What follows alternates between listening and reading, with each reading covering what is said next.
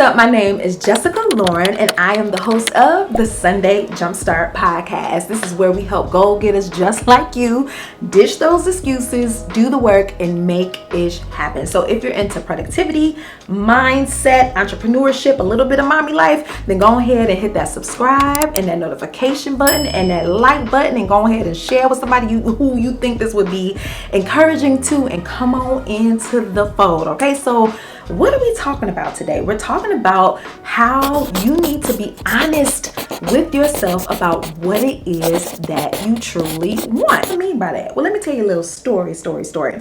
Growing up, I was a ham, okay? I wanted to act, sing, dance, do it all. And my mama, when she had the money, my mama was a single mother to the three of my siblings, and when she had the money, she would enroll us in tap dance, acting classes, whatever the case may be. Like, I would always be in my mirror practicing crayons, hulking, just coming up with these lavish stories. Like, I truly liked being in the spotlight. I really liked talking to people and trying to figure out the why, doing character development. Like, I really just loved being on stage, making people laugh, singing, the whole nine. Well, growing up, people would ask me, what do you want to be? And I'd be like, an actress. I was also pretty good at doing hair. So sometimes I would say a hairstylist. I say a model, a singer. I just really wanted to be an entertainer. And sometimes if I caught the ear of my grandmother or my mother or an auntie or a family friend, they would say, that's all you want to do? Don't you want to be a doctor? Don't you want to be a lawyer? Don't you want to be a teacher? And it was like, not really. No, I don't. I don't want to be a teacher. I don't want to be a lawyer. I don't want to be a doctor. I want to be me. And me, Jessica Lauren, I was born with the mouth, a gift of gab. I was born with the gift of singing. I was born with the spirit of, hey, y'all, look at me. Look what I could do. I could keep y'all entertained. And it ruffled so many people's feathers. And I think they meant well. I don't think nobody was out to get me and to hate on me and, many men wish death upon me. It wasn't one of those situations. I just think that sometimes when you're super confident and bold and audacious and loud, and you don't even got to be loud, if you're just really passionate about what it is that you want, it makes people feel uncomfortable. Why? Because sometimes they see you and be like, dang, how she know she want to own a jewelry store? How she know she want to be a baker? How she know she want to start a YouTube channel? How she know she want to start a podcast? How she know she want to go back to school? How she know she want to end that relationship when I don't know for certain what I want to do, right? So I think people, when you say, I want to do this, they'll kind of project some of their fears, some of their uncertainty, some of their insecurities onto you, because they don't know where they are. And that's okay. But why you gotta make me feel bad that I wanna act? Why do you have to make that be shameful? And as a kid, I was really keen on picking up other people's energies and attitudes and trying my hardest to be the good girl, be a good Christian, be a good friend, not ruffle nobody's feathers. And so I kind of shifted my dreams a little bit. Don't get me wrong, I still went after acting, singing, and dancing. But when people would ask me what to do, I would still just be like, I want to act, but I could also be a teacher. I wanted this, but I could also do that. So there's always been a lot of shame and guilt associated with what I want to do, who I want to be, who I want to be friends with, how I want to show up. It's always been a shameful thing because people's like, who she thinks she is? She thinks she all that. Who she thinks she is to think she could just go off to Broadway? Like, how dare you dream a big dream and go after that? That makes people feel uncomfortable, especially people that are not really chasing after anything. If they don't have that fervor to be like, no, I really, really want this, it'll make people be uncomfortable. So what did I do? I shrunk, I dumbed it down, I played dumb, I acted like I ain't like that, or, oh no, don't listen to me sing, or you feel bad that I can act, okay, let me mess up a little bit, you know what I'm saying? Like, just doing the most to make other people feel comfortable. And so, over the years of dealing with that, I became afraid to want what I want. Also, there's some elements of growing up in a church, sometimes we got the messaging that like suffering was good and having things might be a little vain or conceited, or you couldn't be a good enough Christian. Mind you, this is my childlike interpretation of things. Like, you have to be humble and meek. And again, I don't think anybody was trying to, make me a weak-minded woman. I just think that people were just trying to teach and guide and make sure I didn't make the same mistakes that they made in their lives. So you combine that with adults being like, who does she think she is? Your friends saying, who does she think she is? And then, your church home being like, girl, pipe down, Jesus wasn't like that. You feel shameful. And that's what I did. I lived with a lot of shame for wanting what I desired. And so what happens to people like me and you? If you clicked on this video, I'm sure you might be dealing with the same thing. Like, I have these big goals, big dreams, big aspirations, but I'm afraid to admit it, because admitting that might cost me some relationships. Admitting that might make some people that I love to life uncomfortable. Admitting that might require for me to step my game up, for me to get uncomfortable, for me to grow a little bit. So no, I'm gonna just play it down, play it dumb, play it like I don't got no desires. I'm gonna just go to work every day, do what I gotta do, and go on. I'm not even gonna open that chapter of the book in my life, because I don't deserve to want what I truly want. And how sad is that message? Right? That thinking keeps a lot of us stuck in creative ruts. A lot of us stuck in relationships we ain't got no business being in. It keeps a lot of us stuck in mindsets, and stuck in jobs and relationships, and just stuck in general. There's this book by Julia Cameron. I'll link it in the description. It's called The Artist's Way. I've talked about it before, and it's by Julia Cameron, and it's essentially like a 12-week program in the book form for artists to get back connected to their artistry. Julia believes that all of us are artists, all of us are creative.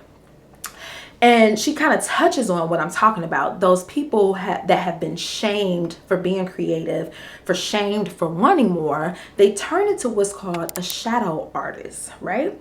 And basically the whole premise behind it is that because you're so afraid to speak up and say, I want to write, I want to be a successful business owner, I want to start a YouTube channel or a podcast, I want this thing, I want to be a fashionista, I want to live good, eat good, I want to travel. Instead of stepping into that and owning that, because they're worried about what other people might say, how uncomfortable it might feel, that they'll do something kind of similar to what they really want to do. Right? So for instance, if you have the gift of gab, right? And you, like me, wanted to be an actress, wanted to be on stage, but somebody was like, all you do is talk, like just shamed you to death. Then somewhere along the way, you was just like, you know what? Maybe the only place I could speak is in the courtroom. I'll just become a lawyer, Maybe you love to write, and you just used to write scripts and write in your journals and write till the cows came home. The shadow artist version of you now has become a critic.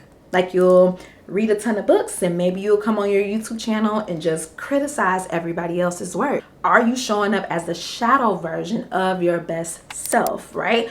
Is that keeping you stuck? Being like, you know what, for example, I really want this channel to be successful, to have views, to gain followers, to make a career out of it, make money. I want my business to thrive. And my version of showing up as the shadowy version of that is like, I'm gonna show up, but I'm not gonna be consistent. I'm not gonna do the work to grow an audience, because then if I do that, then it makes it official. Oh, you a vlogger. Oh, brands are paying attention to you. Oh, you got the juice, honey. So now you got to answer that call and step into vloggerhood. And that's, again, so scary, because in the back of my mind, all I can think about is like, who do Jessica think she is? How are you showing up as the shadow version of yourself? Take some time, take a sip of your water. I'll start a stop clock, take a minute, and just answer that. How am I being the shadow version of myself? And am I ready to let that go to the wayside? How else do I show up in my shadowy version, right? Like I said, I'm going to do it, but I'm going to halfway do it. Like, I own a stationery company. If you're new here, I design products that'll help go-getters dish excuses, do the work, and make it happen. I didn't even try that. That just, came out my mouth. But anyway, I'll show up and tell you guys about it once, maybe twice. but I won't shout from the rooftop, guys, I have a YouTube channel, guys, here's my, like products, buy it, come join my community. I won't do it because I'm just like, oh no, I don't want people to think I'm being too boisterous or being too vain. I don't want all eyes on me. But the truth is, if I want my business to be successful, I have to sell. I have to show up in email marketing. I have to show up on social media. I have to. And I'll do it for like a week. But then I'll get in my head and start dimming back down. Where's your shadow at? Can you tell to put some light on that shadow and be like, hey, we're not dimming down. We're not being dishonest with ourselves. The highest form of betrayal ain't from your partner, ain't from your child. It's when you betray yourself. It hurts so bad when you stop and realize, like, dang, I'm really playing the hell out of myself. Instead of saying, this is what I want, this is who I am, you just like, no, I don't deserve, I don't know, that's not, no. And it hurts because you're living a lie, and there is no way that you could be your most authentic, thriving, successful, happy, aligned, clear self if you have this baggage of a lie that you're carrying with you. Ain't no way you can move freely and live freely and show up as your best self if you lying about what the hell you want. Let's stop with the lying. Let's stop with the dishonesty. And I want you to just take a second and let this sink in. And you can write this down and put it on your mirror in the bathroom and just repeat it every morning. I am allowed to want what I want. I am allowed to want what I want. It is safe for me to want what I want. It is safe for me to want what I want.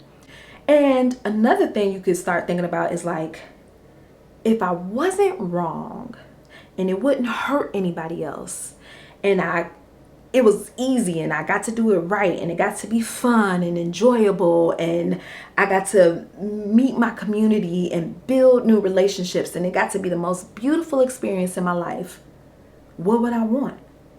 When you take all that other stuff away, all those other narratives and questions, it frees you up to be able to answer, okay, well, if it wasn't gonna make my mama mad, what would I do? If I had an unlimited amount of resources, then what would I want? If what I did wouldn't, break the bank or whatever labels or stories you have on it, release yourself from that. If I couldn't mess it up, if it wasn't wrong, if it didn't have to be right, how would I show up? That's a good way to start cracking the code of what do you truly want, and remind yourself you're allowed to want that. It's safe for you to want that. You are still a good, beautiful, caring, benevolent soul if you want those things, right? You're not a bad person, so get that out your head. Okay, so here are some reasons why you want to stop with all the dishonesty, stop lying, stop fibbing about wanting more. The number one reason is that you get instant clarity. A lot of us set these kind of wishy-washy goals at the top of the year, or every day we're kind of getting up, kind of floating through life, and it's not really clear what you're doing, who you're doing it for, why you want to achieve it, because you're not telling the truth that you want more, you want bigger, you want louder, you want quieter, you want softer, right? And it's not until you can say those things and mean it with your heart and really be bold about that, you won't really have clarity. It'll always be wishy-washy kind of, and I know you know that feeling because I feel like that. When I'm not honest about what I want, I'm like kind of doing stuff halfway right, or I'm showing up halfway, or I'm it's just like, and I don't know if you've ever been in this boat, but when you give out kind of sort of maybe energy, you get kind of sort of maybe results back, like everything come back to you like, So you have to be bold and just be like, this is what I want, to get mental clarity so you can know what are my next best steps. So it helps you focus, right? Once you're honest about what you want, you stop accepting side projects or just can you stay an hour later. You're like, actually, I can't because I have to get home because I really do want to start my own business. Old you would have been like, sure, I can stay for an extra 2 hours. Sure it is. No, I am focused on my goals. Listen, I will come to work from 8 to 4, but 4:01, I'm out the door because I want to get home and focus on my things. So you get clarity and focus. There's no more hemming and hawing. You know, laser focus, what you got to do. It also helps you just get aligned with your purpose, right? I'm not saying I want this will magically unfold and all of life's answers will fall in your lap. But what it will help you do is get more aligned to your purpose. It'll help you like get back on track with the steps you're supposed to be making, right? So for instance, I woke up one day and was like, I want to start a blog. And I was just typing away. And that then led to my podcast. I want to start a podcast. Okay. And then that led to me starting my stationery business. I want to do this. That led me to my coaching business. So once you take one small step, the next steps will reveal itself to you and start to get you back on target, right? So if you want greater focus, clarity, and alignment, start being honest about what you want and the fact that you want more. Once you start doing that, you can also start to build really authentic relationships and make really authentic connections. You start attracting your people, your community, right? When you show up and say like, hey, I want to start my own blog. I want to start my own business. I want to get back into my hobby. I want to take swimming lessons. Child, you go to that swimming lessons after overcoming the fear, of course. You go and you're like, oh, it's other 30-year-olds in this class. Oh, that can't swim. Oh, it's other black women in here with their bonnets on because they scared of getting their hair wet. Oh, they in this class too. We learning to swim. Girl, let me get your number. Okay, so we talked about the how, the why. Now let's talk about some practical ways that'll help you get reconnected to what you truly, truly desire, and how to stop playing small or stop, like dumbing things down and just really own who you are and what it is that you truly want. Because you hiding and you squashing and shadow artisting yourself and not showing up fully, it's not helping no one. And the biggest person that ain't helping is you. Like, I feel my most fulfilled when I'm authentically doing me and I'm not letting my insecurities talk to me any old kind of way, or my fears drag me back to that place where people were shaming me because I wanted to be who I wanted to be. I'm just out here and it feels scary, but it's also freeing to be like, I did it, I tried, and who knows what that can unfold to, right? Okay, so let's get into some practical steps. Number one, grab your journal.